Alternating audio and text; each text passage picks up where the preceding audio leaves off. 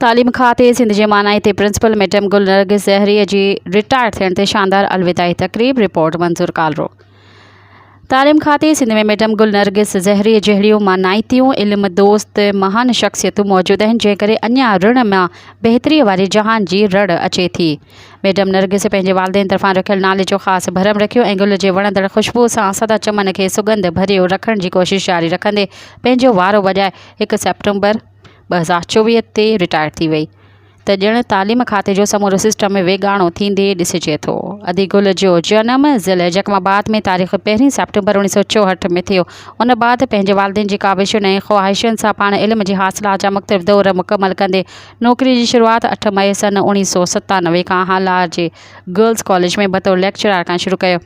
हाल खां पोइ हैदराबाद जी ज़ुबैदा कॉलेज में मुक़ररी थी, जिते सन 2012 तारीख़ खेसि असिस्टेंट प्रोफेसर तौरु तरक़ी जो एज़ाज़ बि नसीब थियो।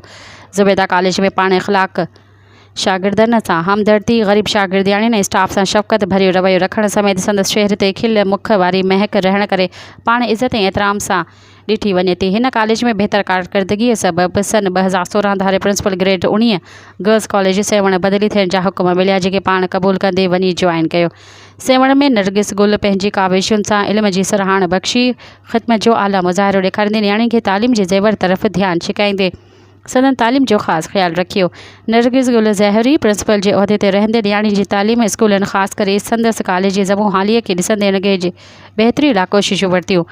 पाण पाबंदीअ सां हैदराबाद खां सेवण रोज़ानो अचण वञण जो ॾुखियो वक़्तु ख़ुशि असलूबी सां घणे थधी त कुझु इंतज़ामी ज़रूरतुनि लाइ गरम मिज़ाजी सां शानदार ख़िदमतूं सर अंजाम ॾींदे नौकरी जो मुद्दो मुकमल कंदे रिटायर थी। आहे गर्ल्स कॉलेज सेवन जे मुअज़्ज़िज़ उस्तादनि पारां पंहिंजे बाअख़लाक़ ऐं ख़्यालु रखंदड़ प्रिंसिपल जे रिटायरमेंट ते संदसि शान मान सां तारीख़ 7 सेप्टेम्बर हैदराबाद जे हिकु होटल जे हाल में अलविदाई तकरीब फेयरवेल प्रोग्राम जो वांझांदो रखियो, जंहिंमें डॉक्टर परवेज़ सेहड़, मिस्टर मूसा जमाल, मिस्टर ग़ुलाम सरवर अब्बासी, मोहतरम अब्दुल हमीद चन्नड़, शाहजहां पंवर, डॉक्टर सैयद फरमान अली शाह, लेखक मंजूर हुसैन कालरो, नज़ाकत अली फाज़लानी, मैडम अकीला जलबाणी, सैयद मोहम्मद हाशिम शाह सेवण में, प्रोफेसर भाई खान सोलंकी, मैडम सईदा मेमण, खैरुन्निसा अंदलीप बानू, शाइरा ऐं कंपेयर साजिदा काज़ी कज़बानो, दर्स नीलोफर भुट्टो, शाइर मोहम्मद अली चन्ना समेत सेवण कॉलेज जे प्रोफेसरनि ऐं स्टाफ समेत अज़ीज़नि शिरकत कई।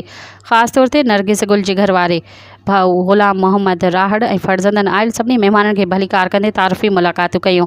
हिन अलविदाई प्रोग्राम में आयल केतिरनि ई मर्द औरतुनि महिमाननि तरफ़ां अदी नरगिस गुल खे गुलदस्ता, गुलनि जा हार, लुंगियूं, अजरकूं ऐं जुदा जुदा तोहफ़ा पेश करे संदसि ख़िदमतुनि जो एतिराफ़ कंदे रिटायर थियंदे मुबारकूं ऐं दुआउनि सां नवाज़ियो वियो।